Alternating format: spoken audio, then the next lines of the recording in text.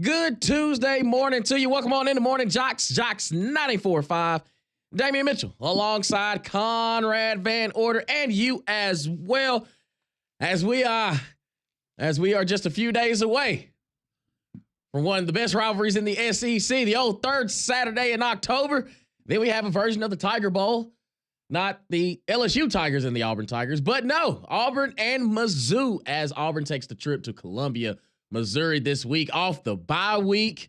They seem well rested. Hugh Freeze sounded like he's ready to he's got his mind right, and he even said it. He's going to give Jarquez Hunter the ball. At least he said it in the press conference that he's going to, we got to get 2-7 the ball. He says that every week. I thought you was going to give him the benefit of the doubt, Conrad.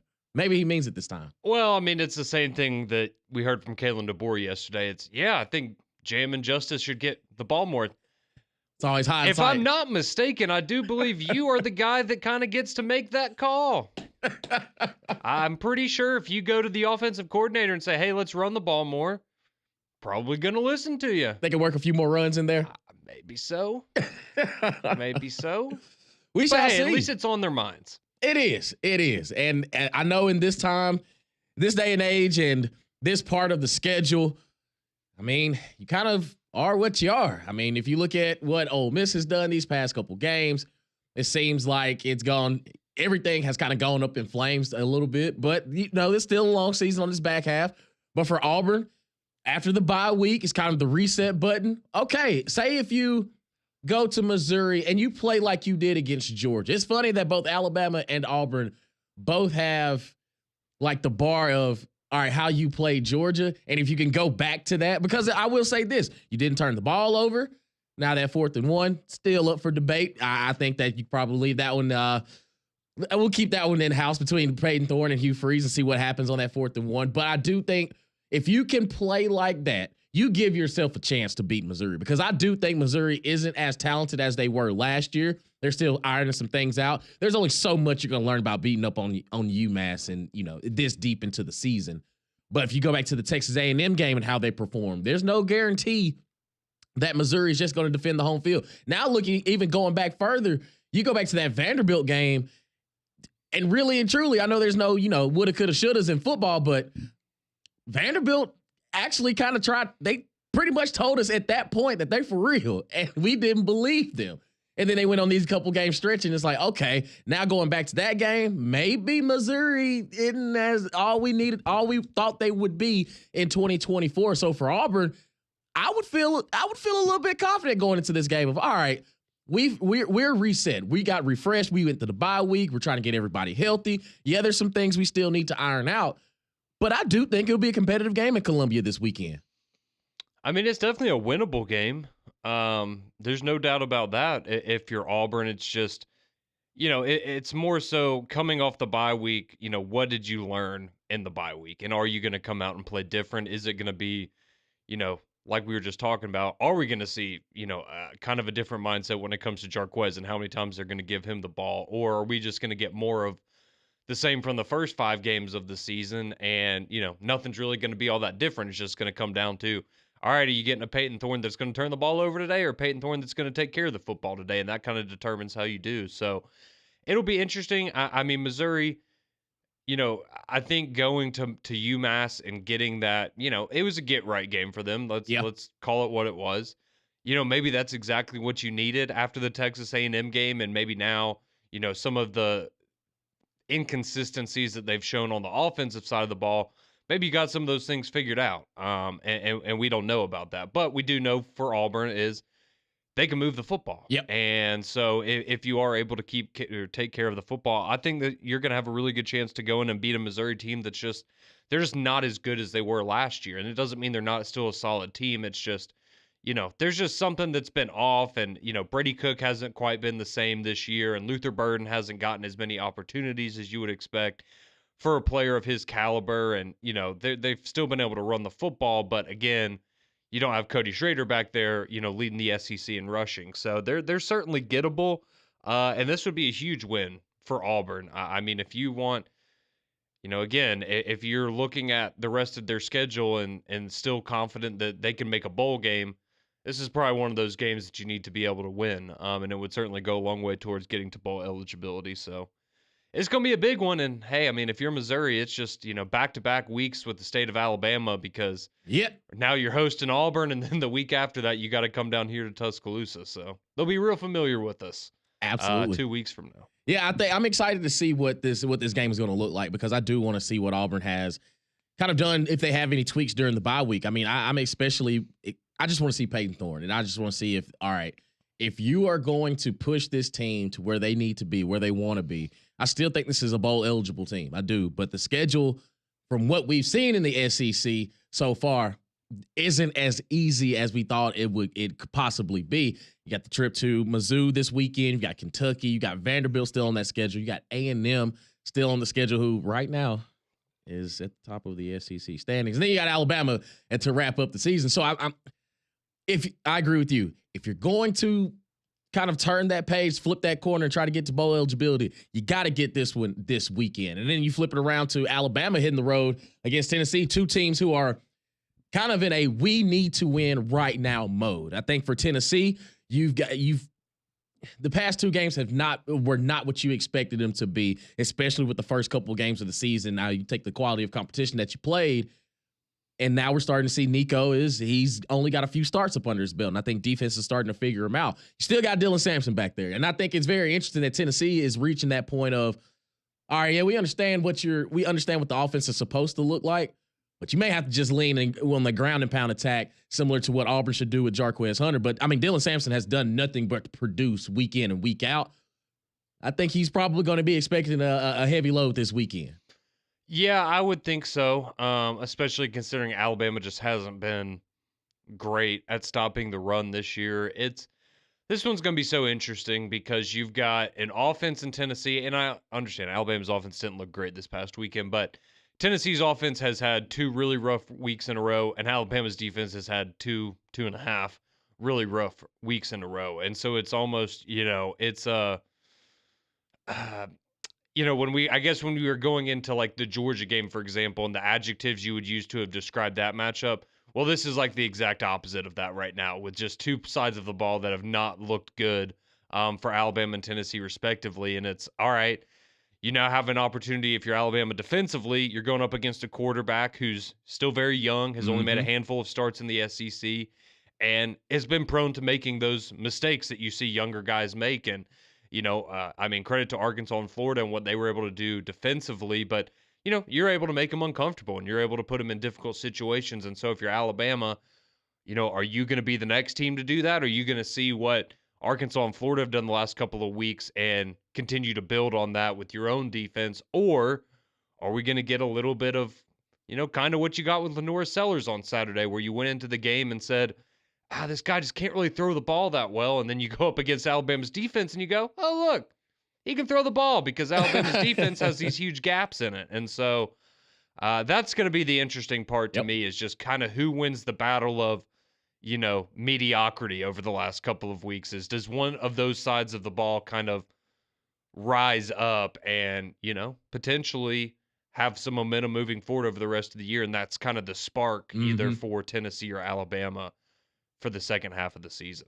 It's almost like a soul searching Saturday this weekend. When you look at these matchups, especially in the SEC, Auburn and Mizzou, are you really, is that Texas A&M game kind of just an anomaly? Are you still kind of in that pecking order of being closer to the top? Auburn, can you win this game and continue on at least trending in the right direction under Hugh Freeze? For Alabama, it's win now. Are you going to make the playoff? Are you going to? Yeah, if you are for real, this is it. Tennessee, I mean, I think they're in that same boat as well as, for Alabama. When you look at LSU and Arkansas, the battle of the boot.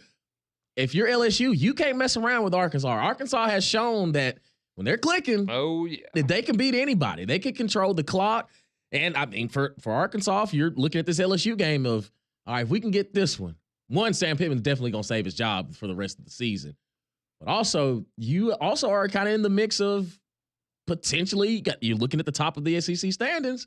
You need a couple things to go your way, but you put yourself in a pretty good spot. I guess you'd say the driver's seat as far as where you could potentially be at the end of the season. And you could knock a rival out of playoff conversation or, Exactly. put them on the brink of it. So Georgia and Texas. This is definitely a soul searching weekend this weekend, because now from this point on, these games matter. Every single game. And I mean, of course, the games in the beginning of the season matter as well. But now you're getting into the conference on conference schedule of, all right, where we are in the pecking order of how this SEC thing is going to be. Kentucky and Florida. For Florida, to me, I still think Billy Napier should have gone for 2 when they scored the touchdown in regulation against Tennessee, just to say that, you know what, I believe in the squad. These are my boys.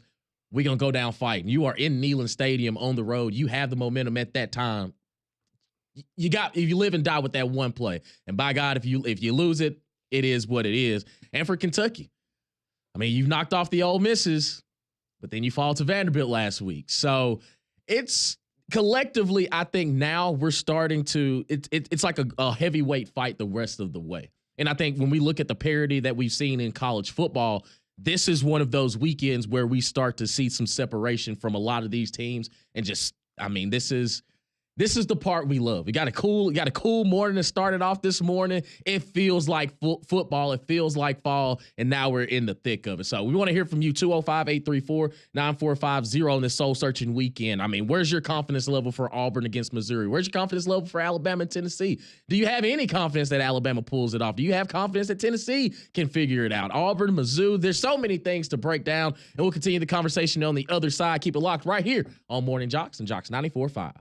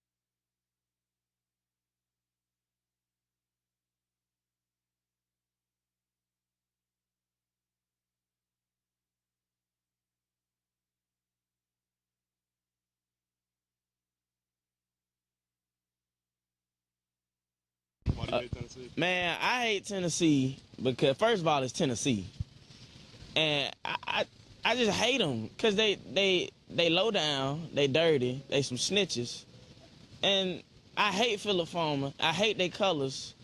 I'm not a dog person. I just hate Tennessee, man. Like, and I hate Neyland Stadium. It looks like a garbage truck worker convention, and I hate all their quarterbacks.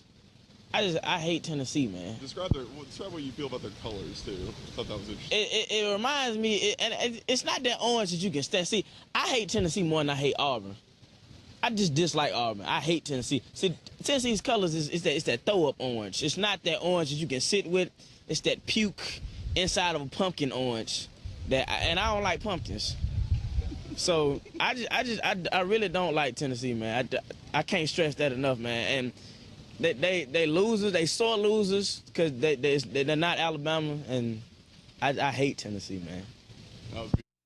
A video that has stood the test of time. Since it was dropped, it ain't missed the third Saturday in October. And that kind of pretty much wraps up the rivalry. It kind of explains where Alabama and Tennessee are. And for a period of time, especially while Nick Saban was there, it didn't feel like much of a rivalry. But it is, because when you saw when Josh Heupel when Tennessee knocked off Alabama a couple years ago, it meant something. It really did. Welcome back in the Morning JOX, JOX 94.5, Damian Mitchell, Conrad Van Order. Conrad, do you feel like that about Tennessee? Yeah, I can't stand Tennessee. Do you hate them more than Auburn? Or do you share the same sentiments? Do you hate Tennessee, but you dislike Auburn? It's different. See, the Auburn thing is, I don't know. I've always looked at the Auburn thing. It's different because obviously, we're in the same state, so you live with a lot of those people. And so it's more of I don't know. I guess I've always viewed it as like there's somewhat of a mutual respect, like because you have to live with each other. Like you don't like each other, but at the same time, you tolerate each other. You have to kind of tolerate each other. Whereas with, I'll be honest, I feel this way with, pretty much every other SEC fan base, but, Tennessee in this case. Yeah, like I don't have to deal with them. So I just, I have no problem hating them. And in Tennessee, it's the same thing with at least Georgia won a couple of national championships, but it's the same thing of like all right, we're really doing this again. Like we're really going to go down this trash talking route. And it's like, all right, it's great. I mean, Tennessee and Georgia, you both have one win against Alabama in the last like 10 years, more for Tennessee. But, it's just okay, like, you just kind of know what's coming. Like, you're going to let them jaw off and have their fun. And granted, it's a little bit of a different feel right now with this team and how it is. But generally speaking, in these games, you just look at it as, all right, let them have their fun, let them talk, because at the end of the day that Alabama's going to win. So you just kind of let them get themselves hyped up and set themselves up for failure. But could be different on this Saturday. It could. 106 times these two teams have met. Alabama leads the series 59, 39, and 7. Yes, there were ties back in the day. And now Alabama looks to make it 60, and Tennessee looks to make it 40. Just a little bit of a gap. There's a little bit of a gap, especially for a 15-year stretch where seemed like Tennessee, you could have moved this game to 11 o'clock just to get it over with. But now it's got a little bit more juice than the past recent years. Yeah, it does. And, there's not a ton of them, but there are some guys that are left over from that game in Neyland a couple of years ago. You good? Yeah, I'm good.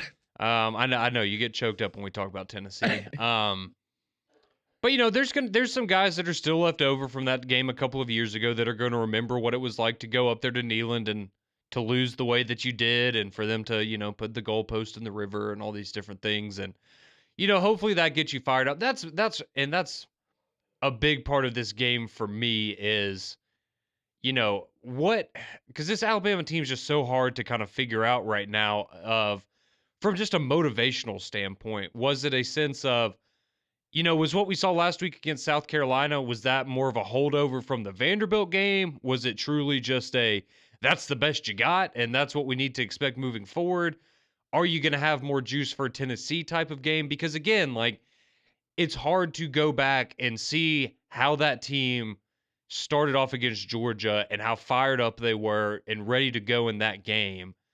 And it's, okay, is that what we're going to see against Tennessee? Is that maybe what you're going to get against the LSUs, where it's, okay, these big helmet games, the team can get themselves fired up and motivated for, and everybody else, they're just kind of lackadaisical? Or, is it a bigger issue than that? And it really doesn't matter who's lining up on the other side. This team just isn't going to have the juice like you're expecting, because, again, like, it's just so hard when you've seen a team be so good. It's the same thing for Tennessee, right? Like, there were times early in the year where you could have made an argument. Again, didn't play a whole great competition, but 3-4 weeks into the season, a lot of people probably would have said Tennessee was one of the 2 or 3 best teams in all of college football, and now you're not even in the top 10. And it's so weird, because we've seen both of these teams play so well, and then we've seen them play so poorly. And the reality is probably somewhere in the middle of where these teams really are. But, it's who's going to show up on Saturday? Who wants it more on Saturday? Because I think you could see there are just so many variances in what you could see from both of these teams on Saturday. I mean, me and Landrum were talking yesterday after we were done with 3-man front, and we were just looking around and kind of like, there's so many games in the SEC for the rest of the year. I couldn't tell you how they're going to play out, because there's just so much crazy stuff that has already happened. And the bottom tier of the league is so much better than they have been, I feel like, in the past, where, truly it doesn't feel like anybody's safe. Like, I mean, we were kind of joking about this. Think about this. All right, let's say Texas beats Georgia this weekend. Vanderbilt plays Ball State this weekend. They're favored by 27 points. We could legitimately have a top 25 game next week between Vanderbilt and Texas. Like, that's how bizarre things have been already in the SEC. So, I feel like so many of these games, you just kind of throw your hands up and you go, I can't wait to watch it, because it's been so entertaining, but I have no way of projecting what's going to happen on any given Saturday. It's awesome, like, from a fan perspective. Right. But it can also be very confusing and difficult from the position that we're in. Right. We coming into the preseason, if you would have told me that, when Texas and Vanderbilt match up, both teams are going to be ranked, we would have laughed at you. Like, what? Did Vanderbilt all of a sudden just figure things out? Well, yes, they did. They did. That's all. Diego Pavia, Jerry Kidd, all the key pieces for New Mexico State taking their talents to Vanderbilt has completely changed everything. And I mean, for Clark Lee, I go back a couple years ago when he was at the podium during SEC Media Days, and I mean, we kind of laughed, and it's like, hey, he wants to build Vanderbilt into one of the powerhouses in the SEC. And everyone's like, come on, coach. Like, you're at Vanderbilt. Literally, you can walk into SEC Media Days and people have to ask, is that who's the ball-headed guy? Like, who is he? That's the head coach of Vanderbilt. He's like, oh, okay, well, glad to see you. Like, welcome to SEC Media Days. Now they're a force to be reckoned with in 2024 as the season has approached. I mean, they're throwing haymakers to everybody. And I think just where they are as a program, one, it is incredible to see. But also, two, it throws a wrench into everything in the SEC, because when you look at the bottom, you got Kentucky, Mississippi State, Auburn, and wouldn't have had this conversation at the beginning of the season. It's like, no, I think Kentucky could be pretty good. I think Auburn should be okay with all the talent that they have. Mississippi State, we kind of knew, like, okay, it's going to take some time to build that thing up due to unfortunate circumstances. But even for them, I mean, you put up 31 on Georgia this past weekend. I mean, you had, you were in a dogfight with Texas for a couple quarters. Like, I mean, I know that at the end of the day, you weren't really going to win those football games, but still, I mean, that's by far, I think we all agree, Mississippi State's the worst team in the SEC this year. And even them, like, they're going up against the big dogs, and like, it's a little uncomfortable. I'm telling you, man, just the SEC as a whole has been insane through the first 7 weeks of the season. And I just think that we are in for a ride on the backstretch, because we're going to get the best on the best. And it shows that the SEC, it just means more at every single level. I envy you, man. Since you're a fan of everybody, you just kind of get to sit back and enjoy it, so it's not as frustrating for you. Exactly. That must be nice. It is. It is. It's peaceful on this side of town. I don't know, man. This Saturday, Are you excited to smoke your cigar? Absolutely. Regardless? I have a lean. In terms of who you think's going to win or who you want to win? Both. Oh, don't come up here on Friday and pull the I want Alabama to win. I hope Alabama Hey, wins. Don't listen, I watch the tape. I watch the ball. I see what's going on both sides, and may have a lean. There is a team I want to win. I will not give my explanation until Friday. I'm holding on to it. But there, You got to change your mind a couple times. I just, I don't want. I want to avoid paralysis by analysis. I don't want to overthink things. I want to go with, all right, this is what I think could happen, should happen, would like to see happen, and we'll go from there. But I do have some thoughts about this game. I'm gonna hold on to it until Friday. But when Friday rolls around, I will make my decision and I will stand firm on it. I will only smoke the cigar if that team wins. Okay. I will only smoke the cigar if that team wins, and you'll know. You'll know. Do you have a feeling of who you? Oh yeah, you're gonna go with Alabama. I already know what this is. What are you talking about? I already know how this is gonna go. No, you don't know. You have a feeling, but you don't know. I feel pretty good about my feeling. Oh boy, I swear. Because if it was Tennessee, we would have been playing Rocky Top every break, and you would have worn the orange already. And I am playing neutral. I am neutral until Friday, but Friday you will know. Okay. There will be representation. Okay. Come on, Conrad, believe in me, bro. See it before I believe it. We did have some action in sports last night.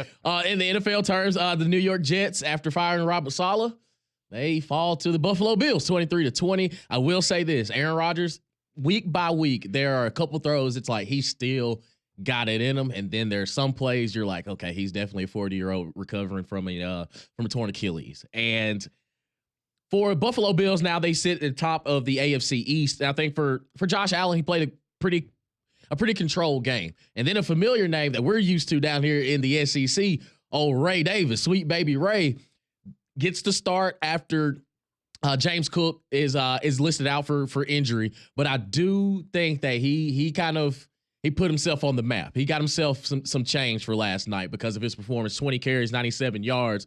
And it felt like he was kind of that key factor of what continued to help Buffalo in the end. He had some explosive runs. He ran hard. And I just think that for Buffalo, after losing Stephon Diggs and you trying to figure out how Josh Allen's going to make this thing work, they've figured it out pretty nicely to start the season off.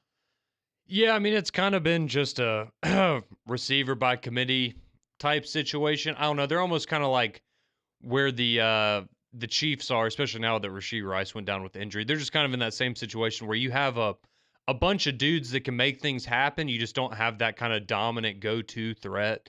But Keon Coleman had his best game as a rookie last night, was a big part of that offense for the Bills. And that's somebody that, if you're able to get him to come along by the time the postseason rolls around, and, that can be a really big piece for them. And, but yeah, like you said, Ray Davis had, almost 100 on the ground. He had 55 receiving yards. He had a 40-something yard catch there late in the game. It was kind of like an acrobatic catch that was really, really impressive. And that was a big one if you're Buffalo, because, I mean, again, if you're, the Jets, you would have loved to have that one, because then you're sitting there tied atop the division. Yep. And, for as rocky as the start of the season's kind of been for the Jets, you'd have to feel pretty good after if you're telling me it's 6 weeks through, you're tied for the lead in the division and you just fired your head coach already, like, that's not a bad spot to be in. So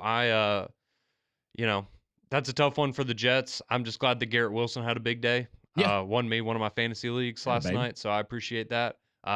Congratulations to you. I know you beat me in one of our fantasy leagues, but appreciate that. Yeah, you're welcome. But it was a good game. It was back and forth, competitive, kind of a weird game. I mean, the wind was a big factor. I mean, you had the Jets miss a couple of field goals that were more than manageable. That's just the way the game goes sometimes, unfortunately. And like you said, I mean, Aaron Rodgers looks better again.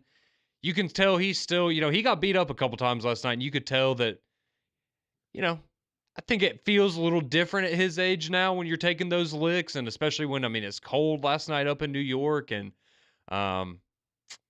yeah, they still are showing some promise, but they, I just really wonder what the Jets would have looked like if Aaron Rodgers hadn't gotten hurt last year. Mm-hmm. And you kind of had that 1 year to get acclimated and get comfortable in the system and build the chemistry up with the receiver. Because that's the other thing is you can see, he trusts Garrett Wilson.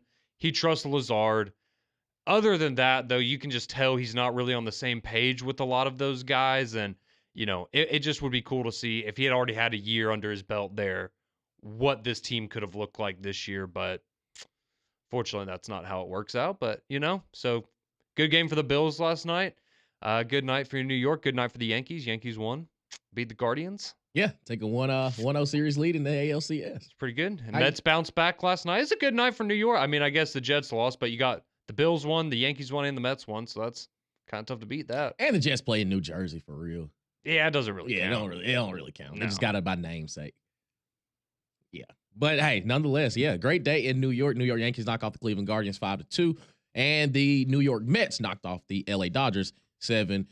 We'll keep the conversation going on the other side. 205-834-9450. Your text messages, your calls on the way. We return right here on Morning JOX and JOX 94.5.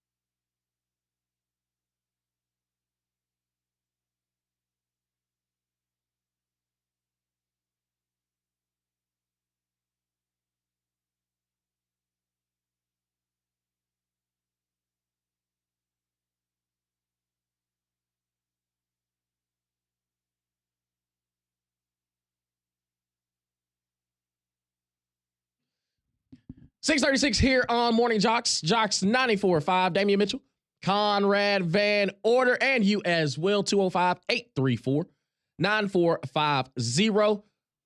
As we look at this weekend, soul-searching weekend, Auburn taking on that road trip to Columbia, Missouri, take on the Missouri Tigers. Alabama and Tennessee set for another battle in the third Saturday in October. And, of course, a top 5 matchup with the Georgia Bulldogs taking on the Texas Longhorns. So an exciting weekend of football this week. And it's, again, it's soul-searching time where a lot of these teams can't really afford losses. Are they going to play like something's on the line? Because if you go back Saturday, that Ole Miss and LSU game, it felt like, okay, yeah, these are two teams that are almost desperate for a win, and they were playing like their tails. Game. It really did. Yeah, it really did. So if those are the kind of atmospheres we're going to get, man, this weekend is going to be absolutely insane. I know Neyland's going to be rocking with Alabama coming into town. Oh yeah, no doubt about it. And I mean, we've already been so fortunate that who knows, maybe Alabama Tennessee will be another one of these kinds of games. But you look back at Alabama and Georgia and Ohio State and Oregon, and what we've gotten from LSU and Ole Miss in those games, like. We've already gotten multiple games that have the feel of a college football playoff game. And potentially, maybe we'll get to see some of those matchups again at the end of the season. But it's just so cool how, again, people thought, oh, well, we're expanding to 12 teams in the playoff. The regular season's not going to matter. Nobody's going to care about these games anymore. And it's, again, I understand like there are going to be cons that come with expanding the playoff, but I mean these kinds of conversations that we're having right now, I mean, I much prefer having these conversations than looking at, let's say a couple of years ago you look at an Alabama or a Tennessee that's had an early loss to an unranked team and you're like, that might be it for them. Like, I know what they have ahead of them, but outside of going to Atlanta and being the champions of the Southeastern Conference, they're probably not getting into the playoff. And now we can sit here and go, okay, well, if this team wins and they're going to have, a pretty clear path to the playoff. And, well, if Alabama loses this game, like, are they still going to have a chance to get in if they beat LSU and win the rest of their, just all of these different scenarios that come along with it. And, I mean, we're halfway through the season, man, and it's just there's so much going on all the time. I'm a big fan of it. Absolutely. I agree with you 100%. It's been a great year. Yeah, they said these regular season games ain't going to matter. Yes, they do. Ask Ole Miss. This has already been, and part of it too is just this has been one of the craziest first halves of a season. Yes. That I can remember in quite some time. And I'm here for 205-834-9450. You text, you call.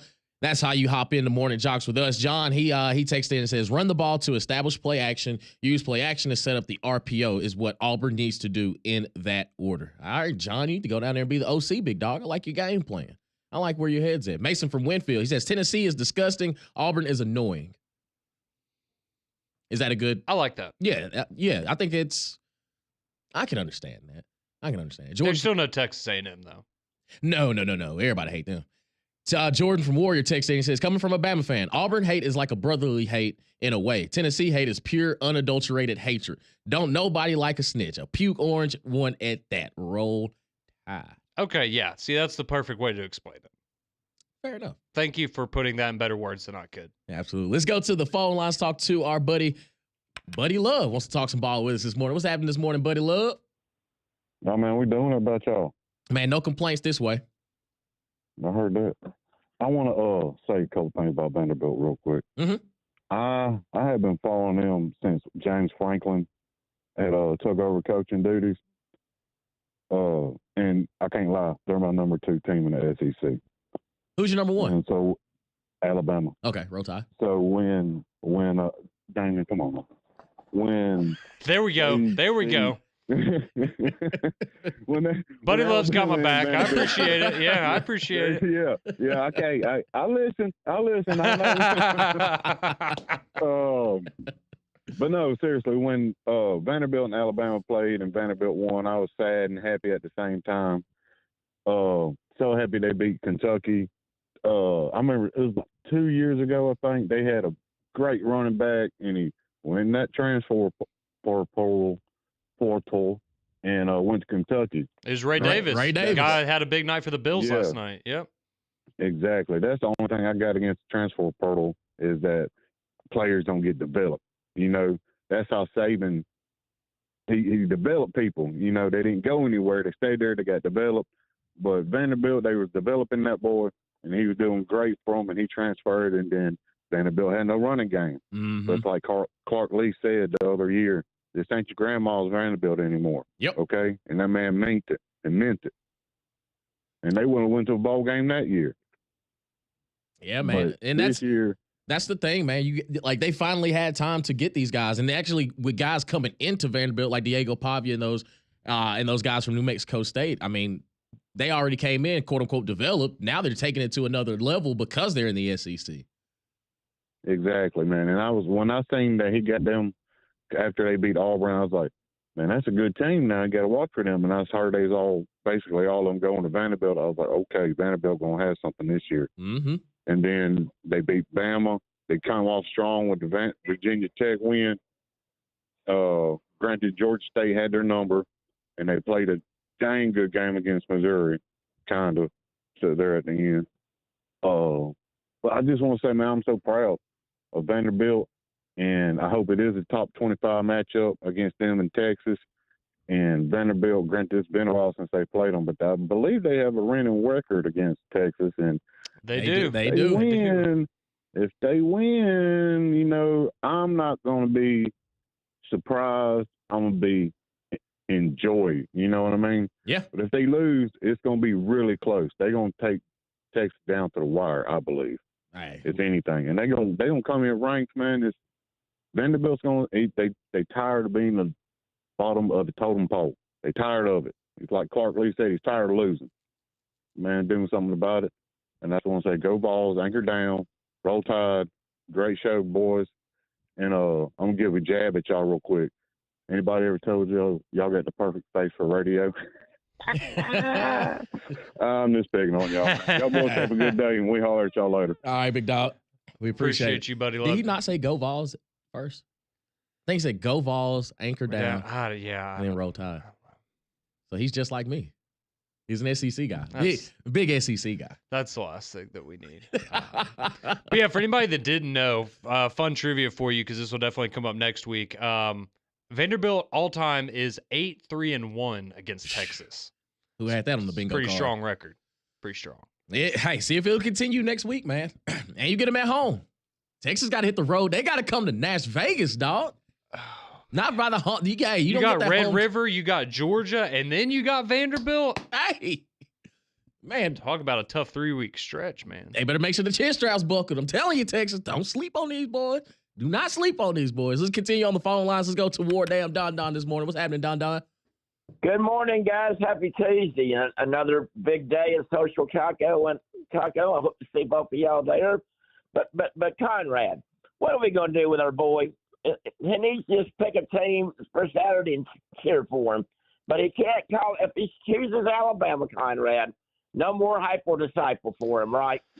Well, we know he's going to come up there today, and he's going to talk to Constance and talk about how great Tennessee is and how much he loves orange and all this different stuff. And then on Friday, he's going to roll in here with an Alabama shirt, and he's going to pick Alabama. No, he's going to roll in with a Tennessee shirt, and then he's going to take it off to reveal the Alabama shirt underneath. The disrespect. I have Damian figured out.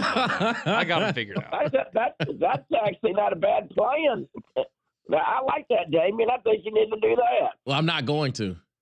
Whatever. Well, not now because I called it out. No. Whoever I pick on Friday, that's who I'm rolling with. For the rest of the season? For third Saturday in October. See, it's going to be Alabama. Okay. Well, guys, I hope I'm sure you heard the Hugh Freeze's press conference. He said it again that he's got to get 27 the ball. Quit talking about it and do it, dadgummit. Yeah. Just do it. Yep. Trust me, I feel the exact same way. I mean, Damien, he needs the ball. If we're going to have any chance to win this game, I want him to carry the ball 25 times, okay? I agree with you 100%. I want to see Jarquez Hunter with an oxygen tank on. Like, I need him with the oxygen mask because he's toting the rock that many times. Well, didn't Texas A&M run the ball really good against him? Yeah, I mean, well, Texas A&M did everything well against them in that ball game, but yeah, they did. Le'Veon Moss was able to run up and down the field on 'em. And Vanderbilt went up and down the field on them too. But matter of fact, speaking of Vanderbilt, they got a game. They got a non-conference game Saturday against Ball State, where they should be 5-2. So they'd be one game away from going to a bowl game. Yep. You know, heck, I'd love to see them come to Birmingham play. Man, if they continue to win, I don't know if they'll go to Birmingham. They messing around, flirting with New Year's Six. They could go to a really, really good bowl game, Damien. You're right. And everything. Well, by the way, I don't know if y'all seen the line movement on the Auburn game, but it's gone from 7 down to 4.5. Uh-oh. See what happens when you tell the world that you're going to give Jarquez Hunter the ball. It changes the line. Vegas knows. Well, okay, you know me, I change my mind every day on my prediction, but my early prediction is 21-17 Auburn. Okay. So, Damien, I'm going with it all week. Auburn's going to win this game, Damien. All right. Hey, you said it, not me. All right, guys. Well, I'll see y'all this afternoon, fellas. All right, big dog. Holla at you, Don. We'll continue on the phone lines, your text messages as well, 205-834-9450. Keep it locked right here on Morning JOX and JOX 94.5.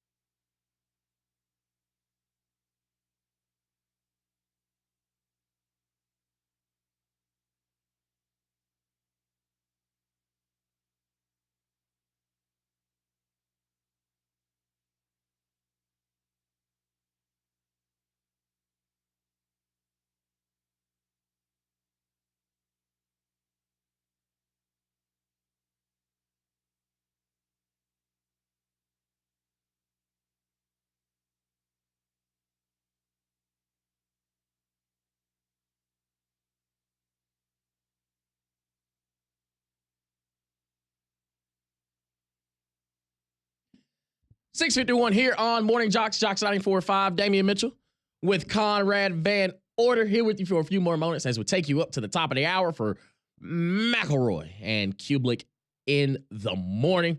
Get ready to continue to talk ball here on JOX 94.5. Then three-man front live from Social Taco from 10 to 2 p.m. before they pass you off to the legend himself, Paul Feinbaum. So you want to keep it locked here on JOX 94.5, 205-834-9450. Your text messages, your calls. Patrick texts in. He says he disagrees 100% with the caller. Auburn is a brotherly hate. As a Bama fan with a brother who's an Auburn fan, I can tell you I absolutely love my brother, but I hate Auburn with every fiber of my being. It's the fact that they are in the same state and always around that makes the hate greater. That's the kind of hate I like right there, dog. Say it with your chest. That's the thing about the SEC. We love to hate more than we love to love. Yeah, I mean, rivalry is different for different people. I also like, for example, when I was in college, I know this is going to sound weird, but one of my roommates in college was an Auburn fan at Alabama. Oh, wow. And I imagine that life was hell for him. But, I mean, living in with him for years, he never said a peep about Auburn. And granted, also, there was 1 year when we lived together where Auburn, was pretty good and they beat Alabama, and then Alabama won the national championship, so it didn't really matter. But, it's just, I don't know. It is like a big brother, little brother kind of relationship. And, sometimes you love your little brother and sometimes you hate your little brother. Understandable. That's how I look at it. Look at that. Conrad's already calling Auburn little brother. I mean, we know what it is. Do you want to see little brother have success against Missouri this weekend? Yeah, that'd be great. Okay. So you're taking Auburn. That's what you're saying. No, but I would like to see them play well. I got you. Let's go to Andrew on the phone lines before we wrap up here on Morning JOX. What's happening this morning, Andrew? Morning. Good first-time caller here. I just wanted to call in and say I'm very thankful to have a radio station like y'all that we can be able to listen to morning and evening, and being able to share the same passion of football that I do. I played 13 years of football and 2 years of AAA rugby. Oh, and man. I love listening to y'all. It's a passion of mine, and I enjoy it every day. I love that y'all have such an amazing knowledge and talent in the game, and I just love tuning in to y'all every day. Man, we appreciate you, Andrew. Yes, sir. And I got 5 family members that went to Auburn, and I went to Alabama, and they all hate me. Every time they see me, I just rub it in. It's like the stepbrother mentality. I walk in the room, and I just get hot every time I see them. I'm like, ooh, here it is. That's what it's all about down here, though, man. It's family, but it's, it's family. That's it. It's that brotherly love, though. We still love each other every other day, but November's a hard time. It is. Right after Thanksgiving. Well, I hope y'all have an amazing day, and I appreciate what y'all do. Hey, man, we appreciate you. Call anytime, Andrew. We appreciate that. Somebody texted in and says, I hate Auburn because the fans are just unreal. I believe in Auburn, and I love it. And they have to put AU in every word they spell. Auburn fans are Poindexter nerds. Hey, see, look at that. We supposed to be Alabama's supposed to be focused on Tennessee, and they still talk about how much they hate Auburn. See, that's why we love rivalries. I love it. Oh God, here comes Jamie texting in. He says, "I wish you would quit acting like you're not a Vols fan, Damien. I don't know what you're talking about. I've never said once I was a Tennessee fan. Outside of the Titans, I've never said I was a Tennessee fan. Yes, I was a you Heupel. have. No, I have not. You've said that many times. No, I said I am a Josh Heupel fan. Yes. You're a pretty big Tennessee fan 2 years ago. I was a big Josh Heupel guy, Hendon Hooker. Who wasn't a Tennessee fan 2 years ago? Me? It's the third Saturday in October, y'all. I'm telling you, buckle up. It's been to be a fun one. Soul Searching Saturday. Lock in. McElroy and Kublik in the morning. They're next.